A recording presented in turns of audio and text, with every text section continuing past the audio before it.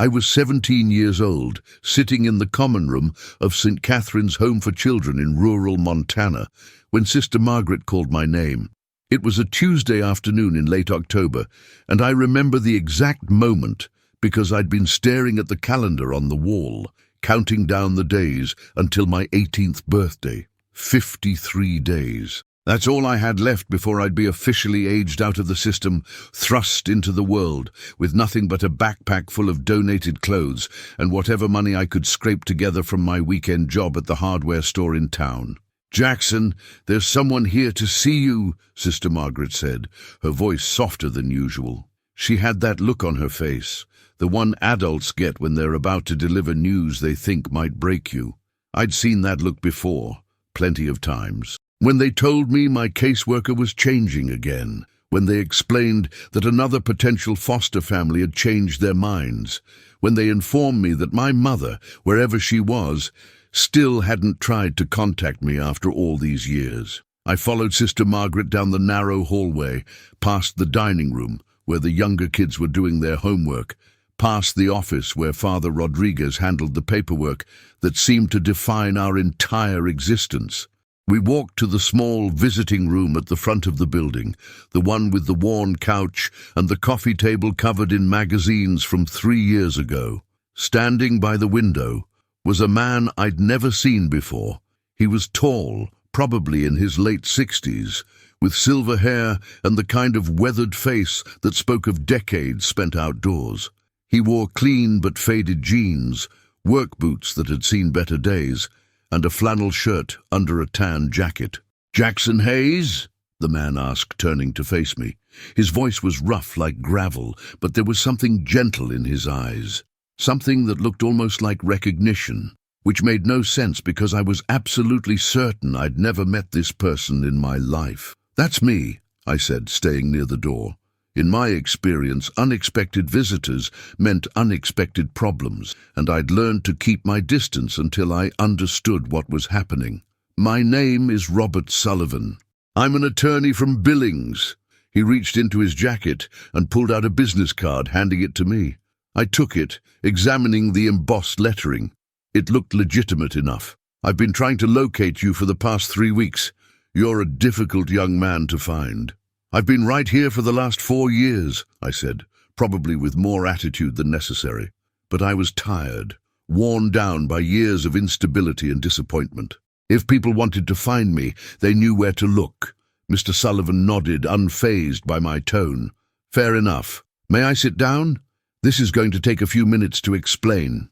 He gestured to the couch, and after Sister Margaret gave me an encouraging nod, I sat down across from him in the old armchair. "Jackson, what I'm about to tell you might come as quite a shock. 3 months ago, a man named William Hayes passed away at the age of 82. He owned a cattle ranch about 60 miles north of here, near a town called Clearwater.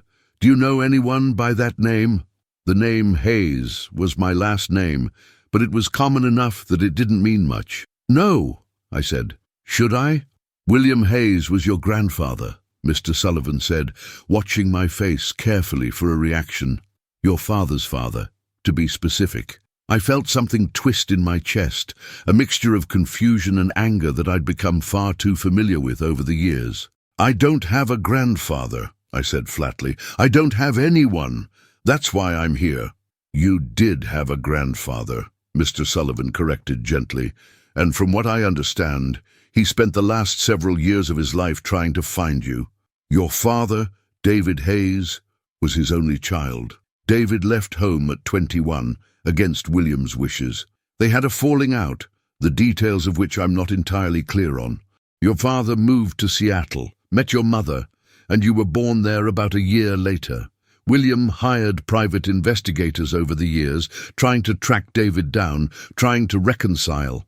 But your father moved around a lot, used different addresses. By the time William finally located him, David had already passed away. That part I knew. My father died when I was 3 years old. Car accident. I had exactly 2 memories of him, one of being lifted onto his shoulders at a park, and another of his laugh, deep and genuine. My mother fell apart after that.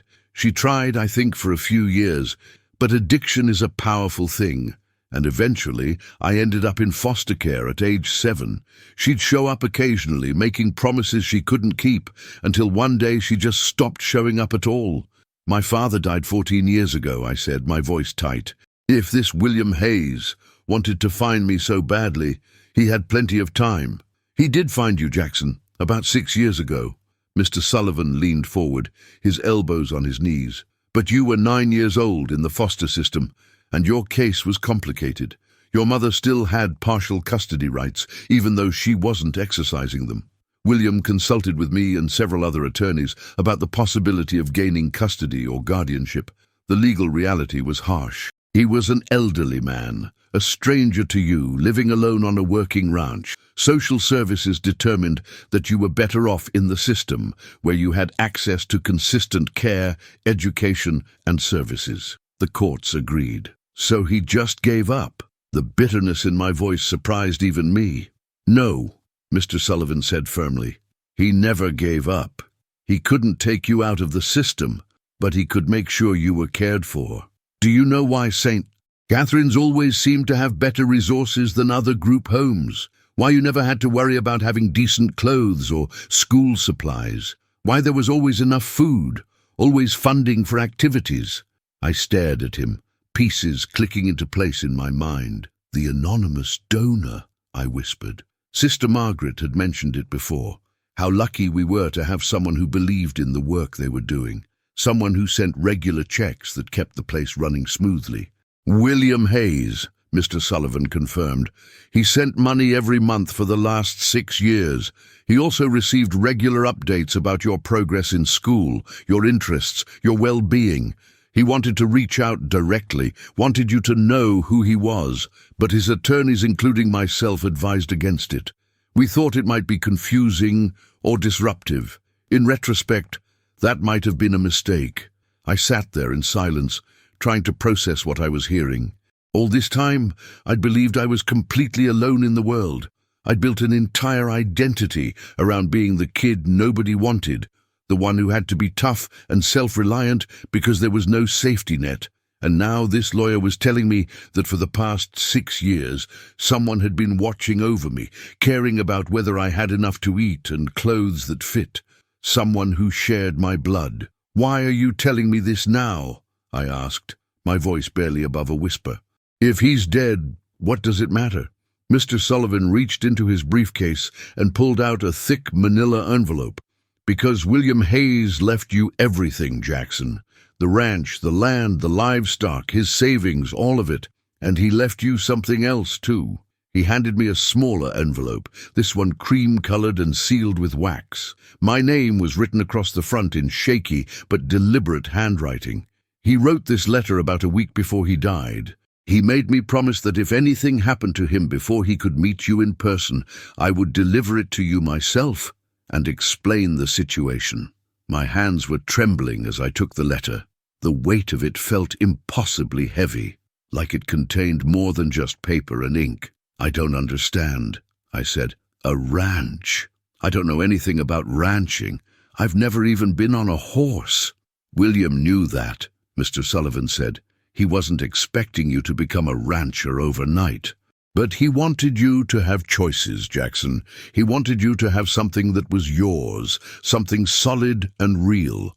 The ranch is worth approximately $470,000, including the land, buildings, and equipment.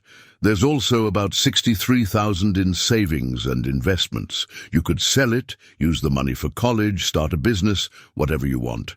Or you could keep it, learn the business, build a life there. The choice is entirely yours." I couldn't breathe. Numbers like that didn't seem real. I'd been worried about scraping together enough money for a security deposit on some dingy apartment, and now this stranger was telling me I was worth over $500,000.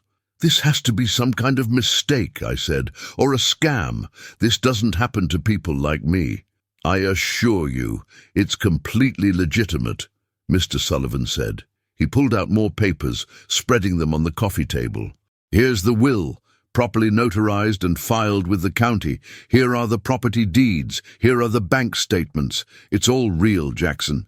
Your grandfather wanted to make sure you'd be taken care of, that you'd have opportunities he and your father never got to give you." Sister Margaret, who had been standing quietly by the door, came over and put her hand on my shoulder. "Jackson, honey, you should read the letter," she said gently. "I think your grandfather wanted to explain things himself." With shaking fingers, I broke the wax seal and pulled out several pages of lined paper, covered in that same shaky handwriting.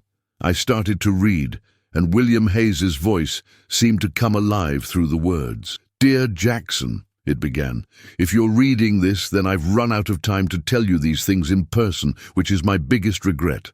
I've made a lot of mistakes in my life, and the biggest one was letting pride and stubbornness cost me my relationship with your father. I was hard on David, too hard. I wanted him to be someone he wasn't, to want the life I'd chosen for myself.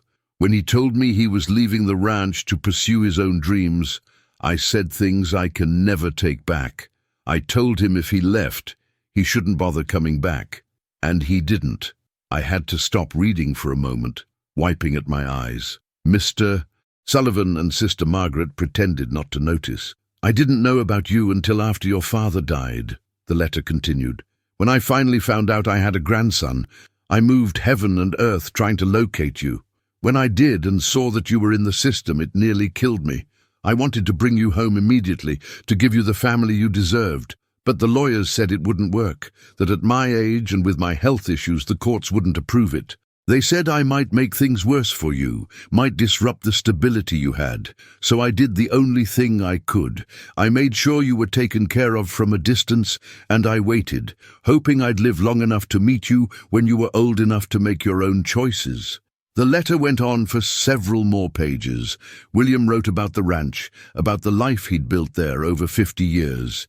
He wrote about his late wife, my grandmother Sarah, who had died when my father was just 15. He wrote about his regrets, his hopes, and his dreams for me.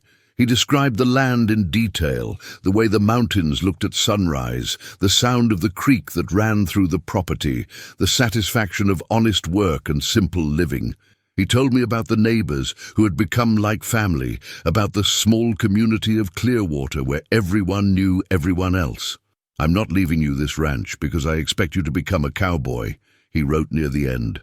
"I'm leaving it to you because it's the only thing of value I have, and you're the only family I have left. What you do with it is up to you.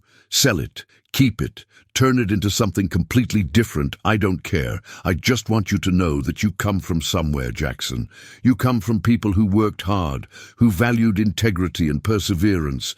You come from stubborn old men who made terrible mistakes, but loved deeply anyway. And no matter what choices you make in your life, you'll always have a place to call home, a piece of ground that belongs to you and no one else." He signed it simply, "Your grandfather, William." I folded the letter carefully and looked up at Mr. Sullivan. "What happens now?" I asked. "Well, there are some legal procedures we need to complete," he said. "Since you're still 17, we'll need to set up a trust to hold the assets until your birthday. But I can arrange for you to visit the property, to see what you're inheriting. There's a man named Frank Morrison who's been managing the ranch since William got sick. He's agreed to stay on temporarily to help with the transition, to teach you about the operation if you're interested. And if you decide you want to keep the ranch, he's willing to stay on as foreman for as long as you need him." Sister Margaret squeezed my shoulder. "Jackson, this is an incredible opportunity," she said. "But you don't have to make any decisions right now. Take some time to think about what you want." But I already knew what I wanted. For the first time in my life, I had something that was truly mine, something that connected me to a past I'd never known I had. I had a grandfather who had loved me from a distance, who had spent his final years making sure I'd be okay. And I had a chance to build a future that wasn't defined by loss and abandonment. "I want to see it," I said, looking at Mr. Sullivan. "I want to see the ranch. Can we go this weekend?" A slow smile spread across the attorney's face. "I think that can be arranged," he said. "In fact, I was hoping you'd say that. I've already cleared my schedule for Saturday, if that works for you." Hey, if you've made it this far in the story, I'd really love to hear from you. Hit that subscribe button if you're enjoying Jackson's journey, because trust me, what happens when he arrives at the ranch is going to blow your mind. Drop a comment below and tell me, if you suddenly inherited property from a family member you never knew, would you keep it or sell it? What would you do with a second chance like this? Your stories matter to this community, and I read every single comment. Now let's find out what Jackson discovers when he finally steps onto his grandfather's land. The drive to Clearwater took almost 2 hours. Mr. Sullivan picked me up early Saturday morning in his silver pickup truck, and we headed north on Highway 89, leaving behind the only world I'd ever really known. Sister Margaret had packed me a lunch and made me promise to call her when I got back. Her eyes wet with tears she tried to hide. I think she knew, even before I did, that I wouldn't be coming back to St. Catherine's except to pack my things. As we drove, Mr. Sullivan told me more about William Hayes. He'd bought the ranch in 1968, right after coming back from Vietnam. It was a small operation back then, just 80 acres and a dozen head of cattle, but William built it up over the years through hard work and smart decisions. By the time he died, the Hayes Ranch covered 320 acres of prime grazing land, with about 90 head of cattle and a reputation for quality livestock. "Your grandfather was respected around here," Mr. Sullivan said, as we turned off the highway onto a smaller county road. "He was fair in his dealings, helped his neighbors when they needed it, never asked for anything in return. When word got out that he'd passed and left everything to a grandson nobody knew he had, there was quite a bit of talk. Folks are curious about you. That made me nervous. I'd never been good with people, never learned how to make small talk or fit in. The constant moving between foster homes had taught me to keep my guard up, to not get too comfortable anywhere. "What if they don't like me?" I asked, then immediately felt stupid for saying it out loud. "Then they don't like you, Mr. Sullivan said with a shrug. "But I doubt that'll happen. You're William's grandson, and that counts for something around here. Besides, from what I've seen, you've got his eyes. That determined look, like you're not going to let anything push you around." We passed through Clearwater, which turned out to be exactly the kind of small town I'd always imagined but never actually experienced. One main street with a grocery store, a diner, a post office, a feed store, and a hardware shop. There was a white church with a tall steeple, a small school, and a gas station with pumps that looked like they'd been there since the 70s. People on the sidewalk waved at Mr. Sullivan's truck as we drove past, and I wondered if they knew who I was, if they were already forming opinions about the city kid who'd inherited the Hayes Ranch. About 6 miles past town, we turned onto a gravel road marked by a weathered wooden sign that read, "Hayes Ranch, Eston, 1968. My heart was pounding as we drove up the long driveway, flanked on both sides by white fence posts.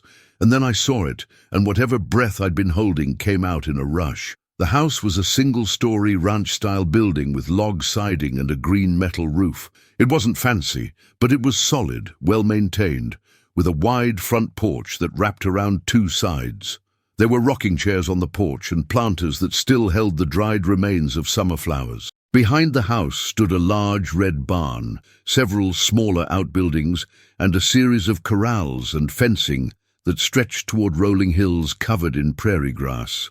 In the distance, I could see mountains, their peaks dusted with early snow that gleamed in the morning sunlight. It was the most beautiful thing I'd ever seen. A man emerged from the barn as we pulled up, wiping his hands on his jeans. He was probably in his mid-50s, stocky and muscular, with a grey beard and a baseball cap pulled low over his eyes. This had to be Frank Morrison, the foreman Mr. Sullivan had mentioned. "Frank!" Mr. Sullivan called out as we got out of the truck. "This is Jackson Hayes." Frank walked over, studying me with sharp blue eyes that didn't miss much. Then he stuck out his hand. "Pleasure to meet you, son," he said. "Your grandfather talked about you a lot." "I'm sorry you two didn't get the chance to meet." I shook his hand, surprised by the genuine warmth in his voice. "Thank you, sir. Mr. Sullivan said you've been taking care of things here." "Somebody had to," Frank said with a slight smile. William was like a brother to me. Worked for him for over 20 years. This place, it meant everything to him. And I think he hoped it might mean something to you too. He gestured toward the house. You want the tour? For the next 2 hours, Frank showed me around the property. The house was bigger than it looked from the outside, with 3 bedrooms, 2 bathrooms, a kitchen that smelled like coffee and wood smoke, and a living room with a stone fireplace and walls covered in old photographs.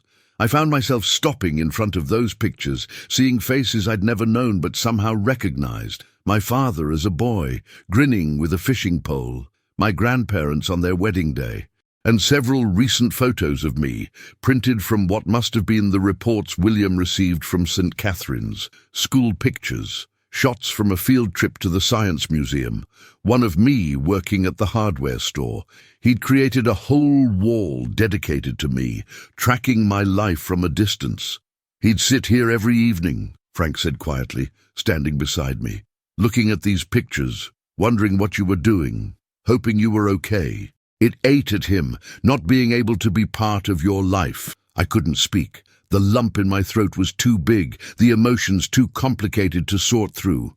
Outside, Frank showed me the barn, which housed equipment, feed, and several horses. That's Copper, he said, pointing to a reddish-brown mare. She was William's favorite, gentle as they come. The others are working horses used for checking fences and moving cattle. You ever ride? No, sir, I admitted. Well, we'll fix that, Frank said matter-of-factly. Can't run a ranch if you're afraid of horses. But don't worry, we'll start slow. He took me out to see the cattle, explaining the basics of the operation. They raised Angus beef cattle, selling them at auction twice a year. It was hard work, especially during calving season and in the winter, but it was also rewarding. Frank talked about the rhythm of ranch life, the way you learn to work with nature instead of against it, the satisfaction of watching something grow and thrive under your care. I'm not going to lie to you, Jackson, Frank said as we stood at the fence, watching the cattle graze. This isn't an easy life. It's early mornings and late nights, hard physical labor, and dealing with things that go wrong no matter how well you plan. But it's honest work, and there's something to be said for that. Your grandfather, he found peace here after the war, found purpose. I think he hoped you might find the same thing. What if I can't do it? I asked, voicing the fear that had been growing all morning. What if I mess everything up? Frank turned to look at me, his expression serious. Then you mess it up, he said. But from what William told me about you, you've been dealing with impossible situations your whole life, and you're still standing. This might be hard, but at least it's your choice. You get to decide what happens next, and that's more than a lot of folks can say. He paused, then added, and you wouldn't be alone. I'm here, and I'm not going anywhere unless you tell me to. The neighbors, they'll help too. People around here take care of each other. We walked back toward the house, and Mr. Sullivan met us on the porch. So, he said, looking at me carefully, what do you think? I looked around at the land, the buildings, the mountains in the distance. I thought about my grandfather, sitting alone in that house, looking at pictures of a grandson he'd never met. I thought about my father, who'd left this place searching for something else and ended up losing everything. And I thought about myself, about the boy who'd spent years believing he didn't belong anywhere. I think, I said slowly, that I want to stay. I want to learn how to do this. I want to keep the ranch. Frank's face broke into a wide grin. Well, all right then, he said. Guess we'd better get you moved in. You've got about 50 days until you turn 18 and this place officially becomes yours. Between now and then, you've got a lot to learn. Mr. Sullivan nodded, looking pleased. I'll start the paperwork on Monday. We'll set up the trust, arrange for your emancipation since you'll be leaving St. Catherine's early and get everything in order for the transfer of ownership. In the meantime, Frank has agreed to serve as your temporary guardian, if that's acceptable to you. More than acceptable, I said, meaning it. The next 6 weeks were the hardest and most rewarding of my entire life. I moved out of St. Catherine's the following weekend, packing up the few belongings I'd accumulated over the years into 2 duffel bags. Sister Margaret cried when I left, making me promise to visit and call regularly. Some of the younger kids seemed confused about why I was leaving early, but the older ones understood. They'd all been counting down their own days, dreaming of freedom and independence. I was just lucky enough to have somewhere to go. Frank set me up in one of the spare bedrooms, the one that had apparently been my father's when he was growing up. The walls were still covered in old posters of rock bands from the 80s and a Montana State University pennant. There was a bookshelf filled with paperbacks, mostly westerns and science fiction, and a desk where my father had presumably done his homework all those years ago. It felt strange sleeping there, like I was inhabiting someone else's life, but also strangely comforting. For the first time, I was connected to a history that went beyond just me. Frank woke me up at 5:30 every morning, which was brutal at first. I'd never been much of a morning person, but ranch work didn't care about your preferences. The cattle needed to be fed, the horses needed to be tended to, and there were always fences to check, equipment to maintain, and 100 other tasks that couldn't wait. Frank was patient but firm, showing me how to do things once or twice and then expecting me to remember. He didn't coddle me or make excuses when I screwed up, which I did frequently in those first few weeks. I learned how to muck out stalls, how to properly measure feed, how to check a fence line for damage. Frank taught me to ride, starting with Copper, who was indeed as gentle as he'd promised. The first few times I got on a horse, I was terrified, convinced I was going to fall off and break something. But Copper seemed to sense my nervousness and moved carefully, almost like she was looking out for me. After a week, I could stay on at a trot. After 2 weeks, I was learning to canter. By the end of the 3rd week, Frank and I were riding out together to check on the herd, and I was starting to understand why my grandfather had loved this life. There was something meditative about the work, something that quieted all the noise in my head. When you're focused on making sure a calf is nursing properly or repairing a section of fence before the weather turns, you don't have time to worry about the past or obsess about the future. You're just present, doing what needs to be done. I started to sleep better than I ever had, my body exhausted from physical labor in a way that felt earned and satisfying. Frank introduced me to the neighbors gradually. First was Martha Chen, who owned the property to the east and ran a small horse breeding operation. She was in her 60s, sharp as a tack, and brought over a casserole on my 3rd day there. "Your grandfather helped me out more times than I can count," she said, looking me up and down with shrewd eyes. "You need anything, you call me. Don't be proud like William was. Asking for help isn't weakness, it's just good sense." Then there was Tom and Rebecca Kowalski, a couple in their 40s with 3 kids who owned the ranch to the west. Tom worked as a veterinarian in addition to ranching, and he offered to teach me the basics of cattle health. "You're going to need to know how to spot when an animal is sick," he said, "and you'll need to know what you can handle yourself versus when to call me. I won't charge you for advice, but I will charge you for coming out if it's something you should have been able to deal with on your own." There was Jim Patterson, a grizzled man in his 70s who'd been ranching since before I was born. He stopped by one afternoon with his grandson Marcus, who was about my age. "Heard you never worked a ranch before," Jim said, not unkindly. "Marcus here can show you some tricks. He's been doing this since he could walk." Marcus and I hit it off immediately. He didn't treat me like I was helpless or judge me for my lack of experience. Instead, he shared stories about his own mistakes, like the time he left a gate open and spent 6 hours rounding up escaped cattle, or when he accidentally ordered 10 times the amount of feed they needed and had to figure out where to store it all. "Everyone screws up," he said with a grin. "The trick is to learn from it and not make the same mistake twice." The people of Clearwater were different from anyone I'd known before. They were straightforward, sometimes blunt, but also incredibly generous. When they said they'd help, they meant it. When Frank's truck broke down, Tom showed up with tools and spent an entire Saturday helping him fix it. When I mentioned at the feed store that I was struggling with understanding the financial side of ranching, the owner, a woman named Carol, spent 2 hours after closing teaching me about spreadsheets and budgeting. They didn't do these things expecting anything in return. It was just how the community worked. My 18th birthday fell on a cold December morning. I woke up before the alarm, watched the sun rise over the mountains from my bedroom window, and felt something I hadn't experienced in years: contentment. Frank made pancakes for breakfast, and we ate together at the kitchen table, talking about the work that needed to be done before winter really set in. "So today's the day," Frank said, pouring coffee into 2 mugs. "You officially become the owner of this place. How does it feel?" "Terrifying," I admitted, "but also right, somehow. Like this is where I'm supposed to be." "William would be proud," Frank said quietly, "not because you decided to keep the ranch, though I think he'd be pleased about that, but because you're giving it a real shot. You're not running away just because it's hard." Later that afternoon, Mr. Sullivan came out with the final paperwork.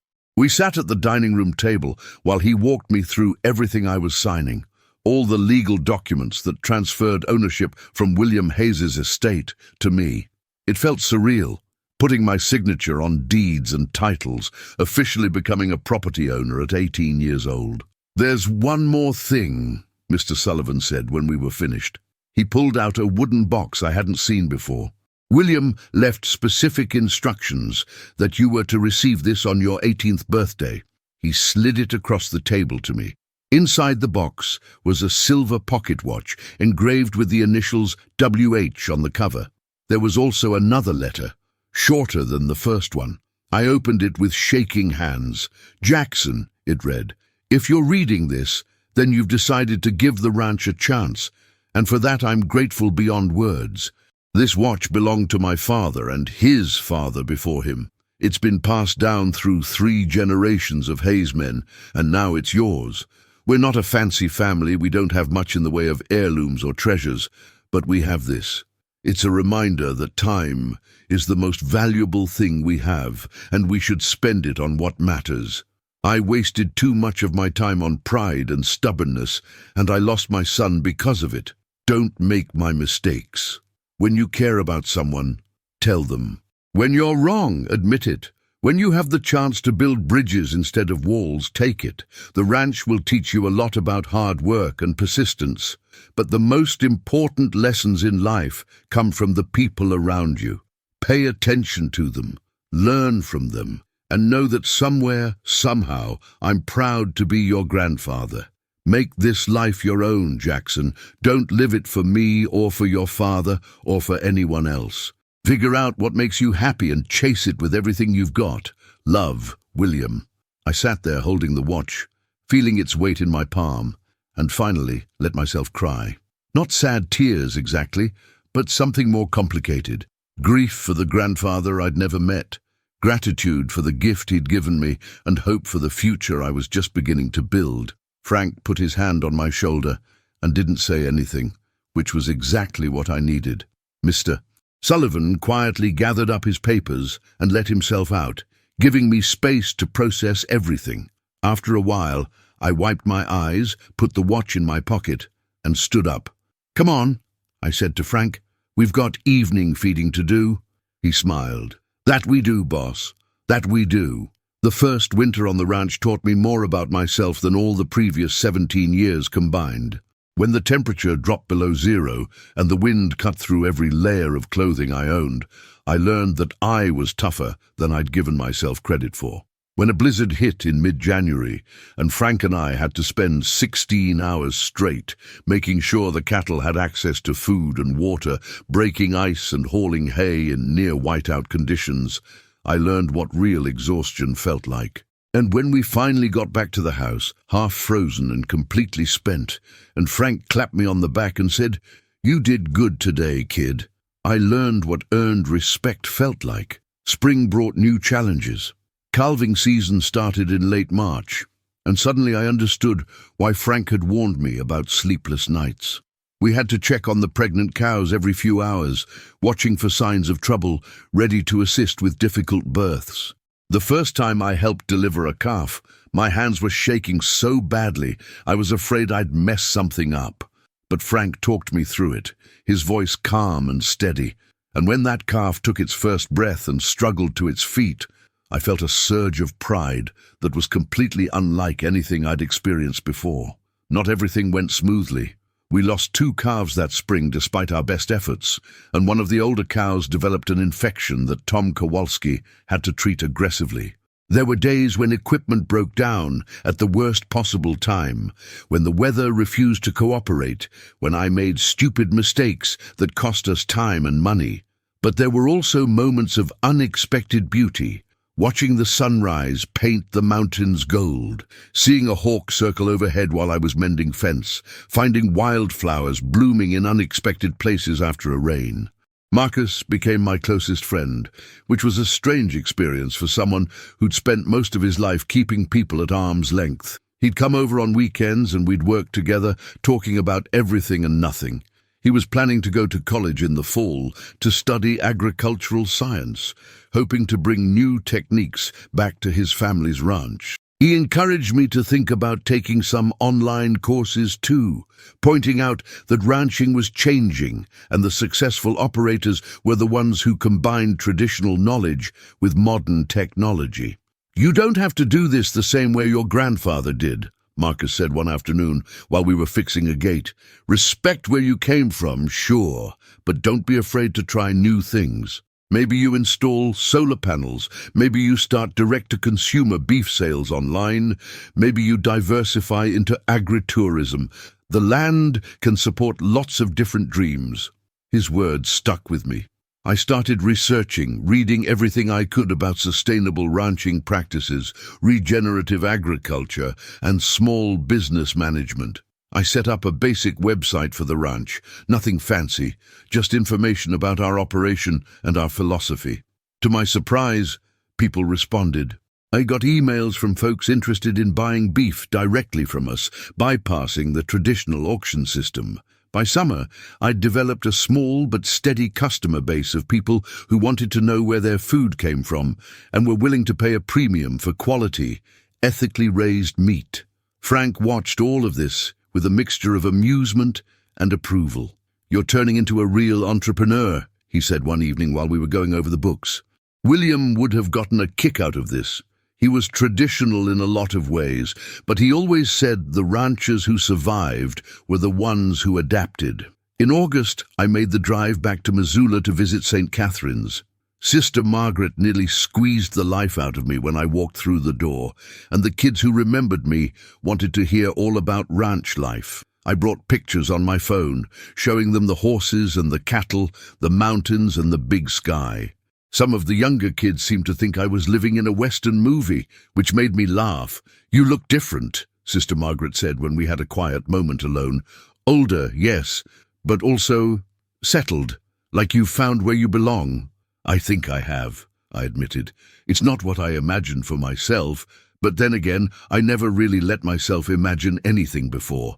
I was too busy just surviving." "And now?" she asked. "Now I'm living," I said simply. On the drive back to Clearwater, I thought about how much had changed in less than a year. I'd gone from being a kid with no past and no future to someone with roots, responsibilities, and possibilities. I had land that was mine, work that mattered, and a community that had accepted me. I had Frank, who'd become something like a father figure, teaching me not just about ranching but about integrity and perseverance. I had neighbors who looked out for me and friends I could count on. That fall, I turned 19. Frank threw me a small party at the ranch, inviting all the neighbors and some folks from town. Martha brought her famous apple pie, the Kowalskis brought their kids and enough food to feed an army, and Jim Patterson showed up with Marcus and a bottle of whiskey that he claimed was for medicinal purposes only. Adigu. We ate and talked and laughed, and at one point I stood on the porch looking out at all these people who'd become my family and felt overwhelmed with gratitude. Later that night, after everyone had gone home and Frank had turned in, I sat alone in the living room, looking at the wall of photographs. I'd added some of my own over the months, pictures of me and Frank working together, of Copper and me on the trail, of the first calf I'd helped deliver. I pulled out the pocket watch my grandfather had left me and opened it, watching the second hand make its steady circuit. Time was precious, William had written, and I was finally learning how to spend it on things that mattered. I thought about my father sometimes, wondering what his life might have been like if he'd reconciled with William before it was too late. I thought about my mother too, hoping that wherever she was, she'd found some peace. But mostly I thought about the future I was building, one day at a time, on this piece of land that had been given to me as both a gift and a responsibility. The ranch would never be easy. There would always be challenges, setbacks, and uncertainties. But I'd learned that I was strong enough to handle it. I'd learned that asking for help wasn't weakness, but wisdom.